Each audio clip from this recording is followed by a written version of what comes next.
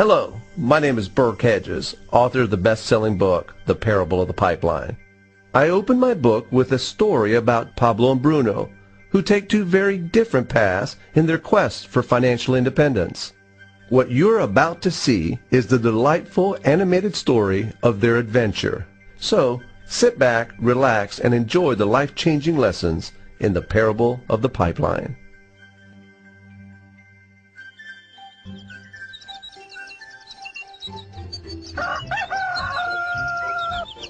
Far away, in a small village, near a beautiful valley, lived two friends, Pablo and Bruno. They were both young and dreamed of a better life for themselves. They'd often discuss their dreams about how they would become the most successful men in the village. They weren't afraid of hard work, and they searched for opportunities to help realize their goals and achieve their dreams. One day, an opportunity presented itself.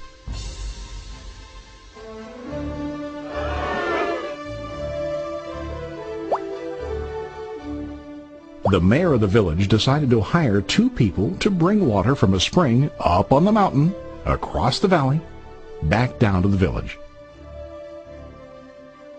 They were to be paid based on the amount of water delivered to the village. Bruno and Pablo enthusiastically got to work. Every day, from morning till evening, they carried buckets to and from the spring. They worked hard, carrying water to the village. In the evening, they'd return home with their day's wages.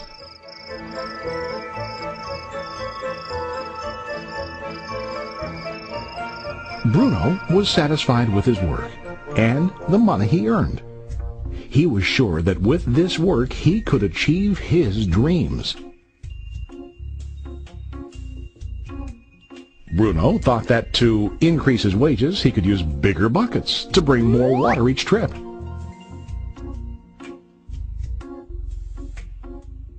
He believed with a larger income he would soon be able to buy a cow and the house that he dreamed about.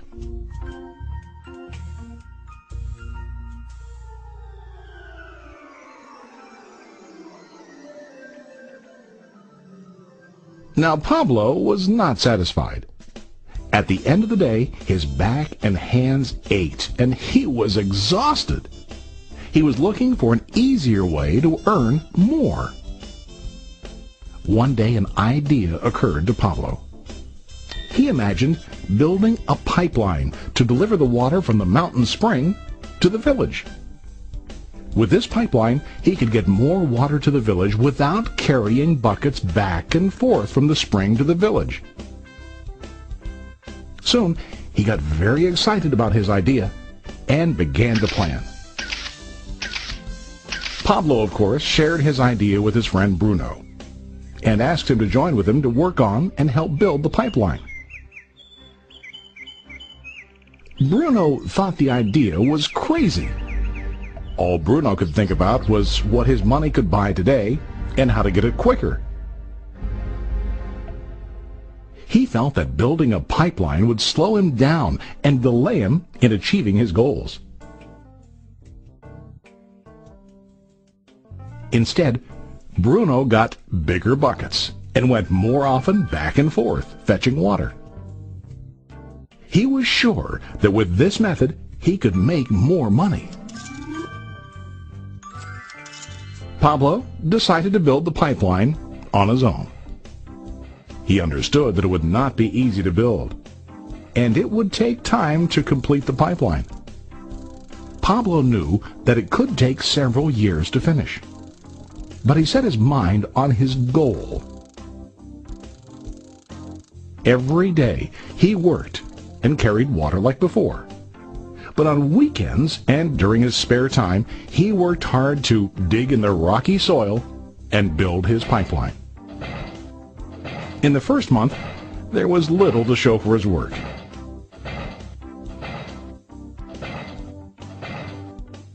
Bruno and the villagers laughed and teased him.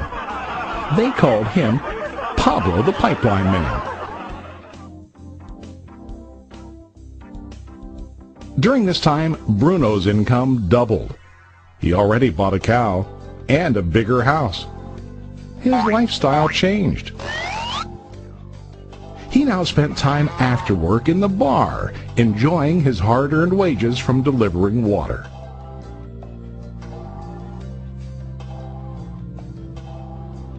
What Bruno didn't realize was that his body was starting to stoop from carrying the heavy buckets every day.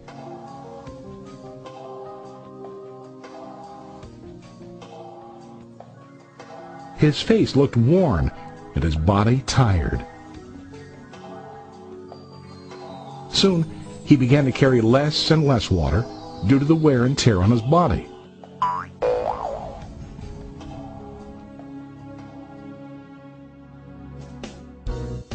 Month after month, Pablo worked. Soon a year passed, and then a second year.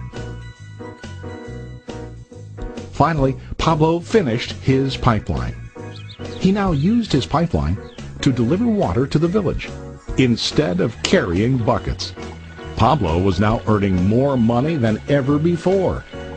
The water continued flowing to the village, while Pablo wasn't working. While he slept and ate, the water flowed. Pablo was happy and proud of his insight, persistence, and hard work. Now his income flowed as long as the water flowed through his pipeline.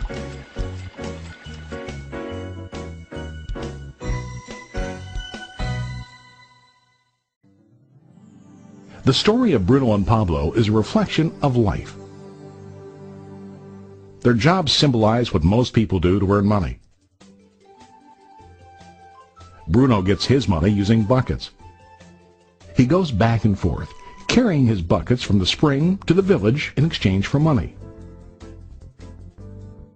To increase his income, he either has to go more frequently to the spring or to use larger buckets. It's common in real life to increase our income by working harder.